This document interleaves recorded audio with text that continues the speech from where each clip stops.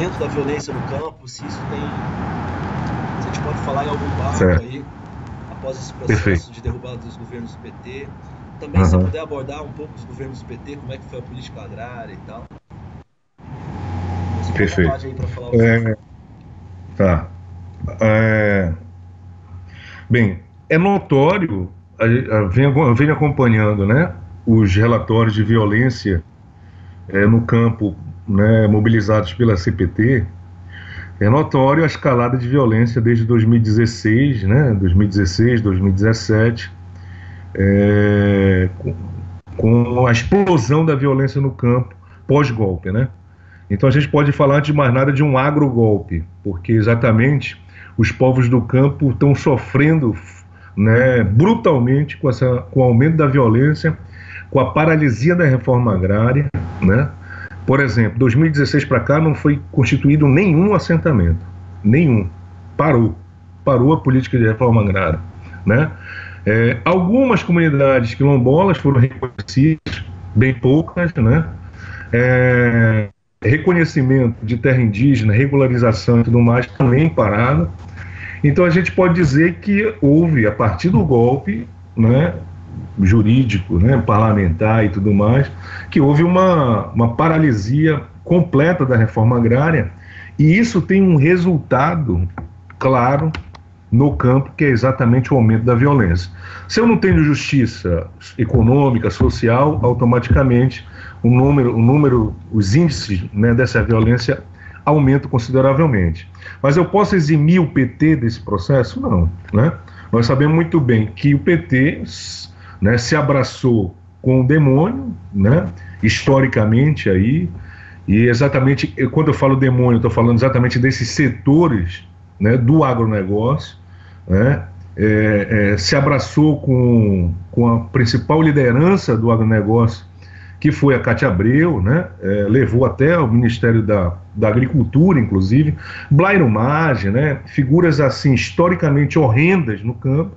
O PT se abraçou, conseguiu aqui e acolá, né, aumentar, fazer algum tipo de regularização fundiária, mas não alterou a estrutura fundiária, a ponto de que, não conseguindo mais, né,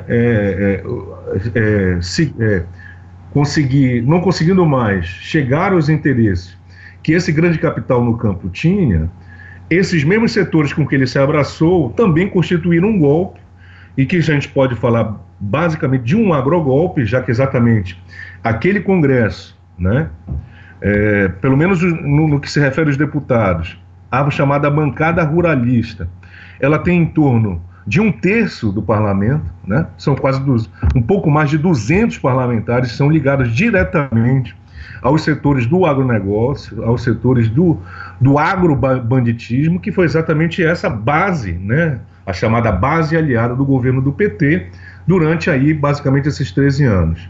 Então, o PT tem diretamente culpa nesse processo, porque exatamente se aliou com esses setores, mas a partir de 2016, quando eles exatamente, né, conseguem estabelecer o golpe definitivamente, a gente consegue observar uma paralisia geral da reforma agrária e esse aumento da violência no campo, né?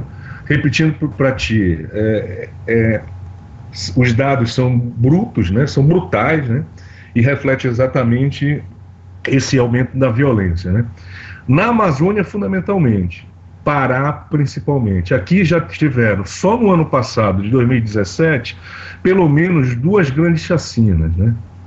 A gente teve uma chacina de Pau d'Arco, né, no sul do Pará, ligada a um território que era constituído pela Liga dos Camponeses Pobres, né? A gente tem aqui, né, já podemos confirmar massacre em Anapu, ligada a camponeses que estão, né, nessa luta pela terra, constituída a partir da organização da igreja, da CPT e tudo mais. E isso reflete exatamente essa face mais brutal do golpe, que é o aumento da violência, da escalada de violência no campo, né? A estratégia agora, Rafael, do governo é engraçada, né? e que parte daquele debate, né, que tem a ver com esse debate do socialismo clássico, né, quando eu estou falando tanto da ala libertária quanto da ala autoritária. A proposta do governo é transformar todos os territórios que hoje têm base coletiva, eu estou falando de quilombolas, estou falando de projetos de assentamento com preocupação ambiental, como os PDS, como os projetos agroextrativistas, os PAIs, né? Onde a titulação é necessariamente coletiva. Tá? Do ponto de vista constitucional do território, essa titulação é coletiva. O governo agora está querendo individualizar, né, essa titulação. Ou seja, em vez de constituir o território do ponto de vista coletivo, eu vou dar para o seu Raimundo, para a dona Maria, o título definitivo para ele. Isso, do ponto de vista de uma estratégia neoliberal, é bem interessante. Por quê? Porque ao titularizar individualmente esses territórios, eu vou dar para a dona Maria, para o grupo familiar propriamente dito, eu negocio diretamente com a família. Eu não preciso passar pelas associações, não preciso passar pelos sindicatos, não preciso passar pelas instituições de classe desses grupos sociais. Então eu fragmento a luta, descentralizo ela e faço uma negociação direta com a família.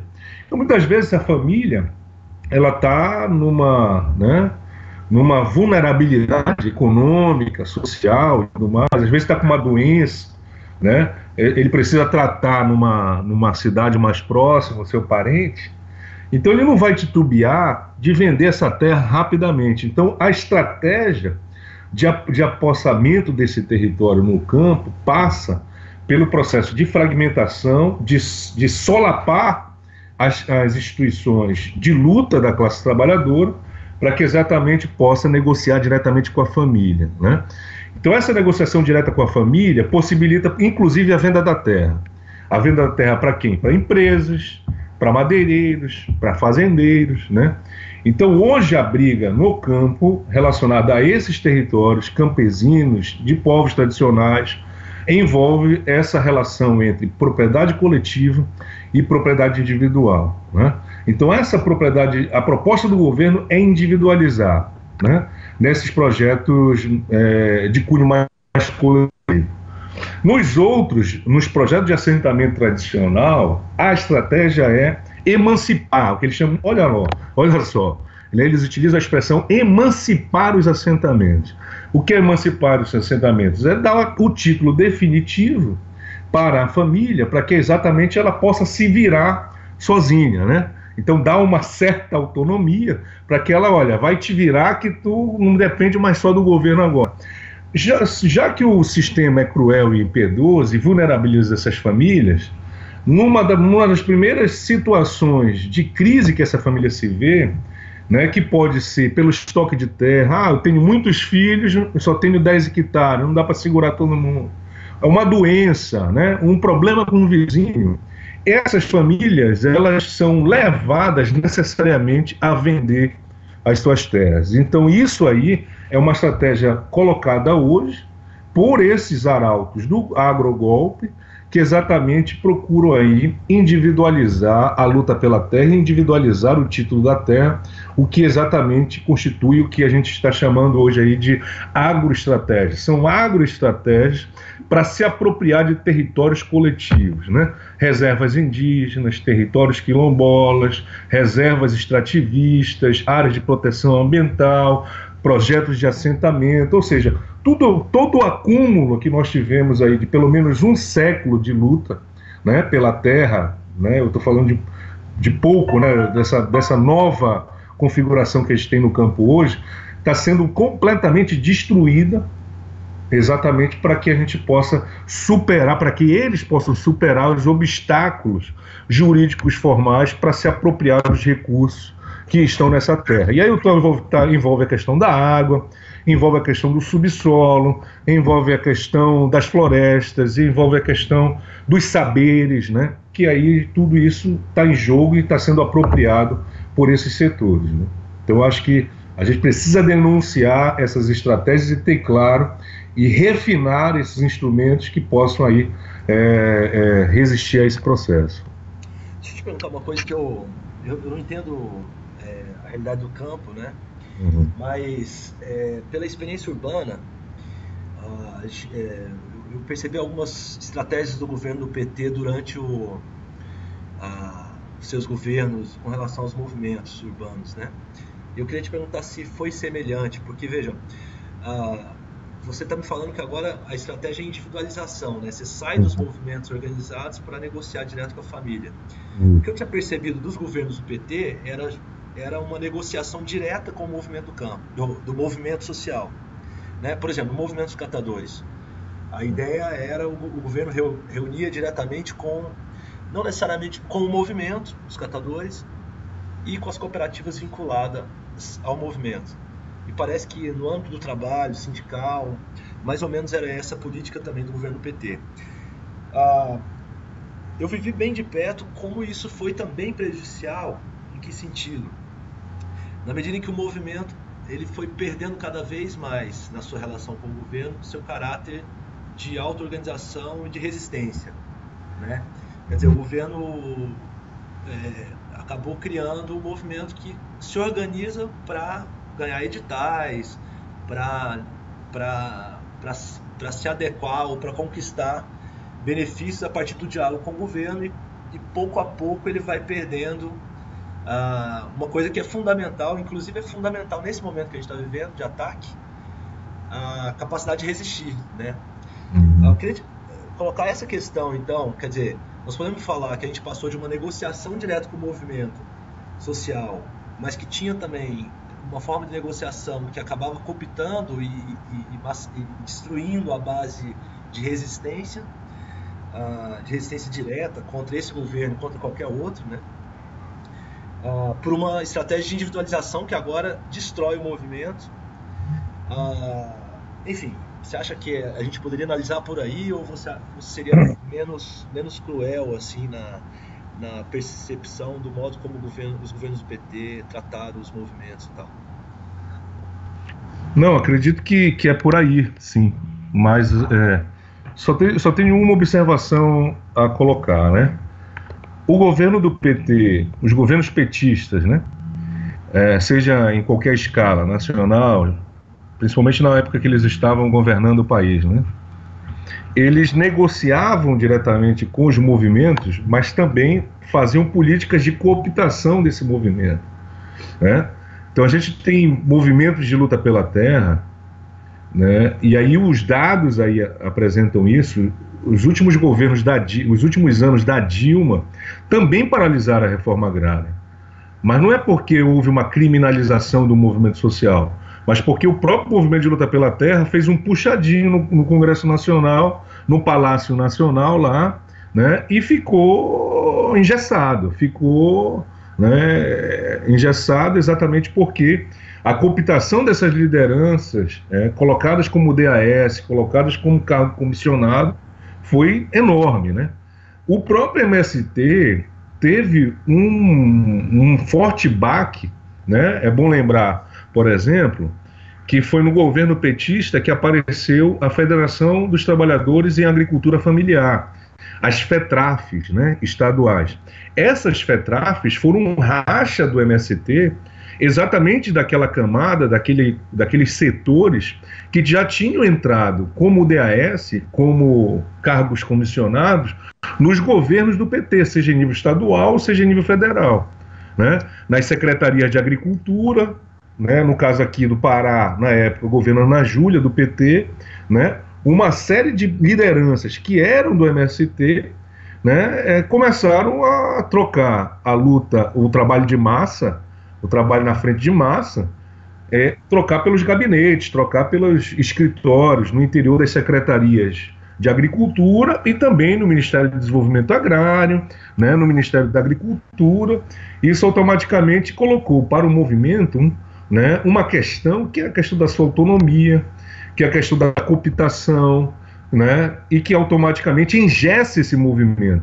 Tão penoso quanto a repressão e a criminalização do movimento social é também né, o seu engessamento via essas estratégias de cooptação das lideranças para se colocar no Estado, né? Então a gente tem, de um lado, lógico, uma espécie de verniz democrático dos governos do PT, porque aproximam esses movimentos sociais no processo de negociação, exatamente para cooptar suas lideranças, e que agora, a partir do agrogolpe, essa estratégia não tem mais como, né, se manter.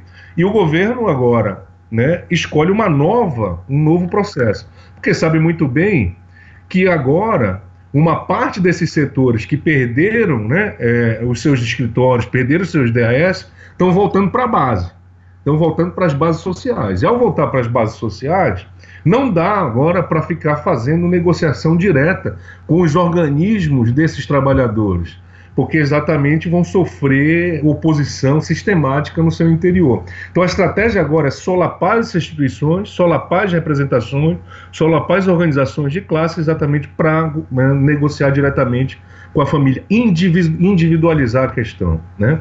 E essa individualização passa também pela morte da autonomia, né? O que eles chamam de emancipação, inclusive, né? O que é engraçado, né? O nome emancipação é muito caro para nós, né, da militância mais libertária, crítica e tal, e eles acabam se apropriando desse contexto, dizendo, olha, não vamos emancipar, e aí nós vamos negociar com o seu Raimundo, com a dona Maria, dando título definitivo exatamente para que ele possa vender essa terra para um processo de reconcentração fundiária e, ao mesmo tempo, para abrir o potencial de exploração dos recursos, desde a água, passando pelos minérios, até chegar nos recursos florestais e nos próprios saberes, né? Então a gente passou da cruz, agora estamos na espada e vamos ter agora que tentar constituir algo novo que possa, né, fazer uma resistência qualificada a essa luta aí. Mas os movimentos sociais, acredito eu, estão em processo de aprendizado. Eu vi, agora teve a Romaria da Floresta, né? Pela primeira vez a Romaria da Floresta aqui não foi até o PDS Esperança, lá em Anapu, exatamente porque a violência estava tão grande que eles estão com medo, né? O povo está com medo até de andar nas vicinais, em Romaria, rezando, né, para que exatamente possa ser alvo fácil do latifúndio, né? Então essa é uma situação complicada, né, de extrema violência que a gente está vivendo hoje aqui. A Amazônia, para a Amazônia, isso é muito caro mesmo, né, e isso atrapalha o movimento de massa, né, o movimento desses camponeses, né, enfim, basicamente isso, né.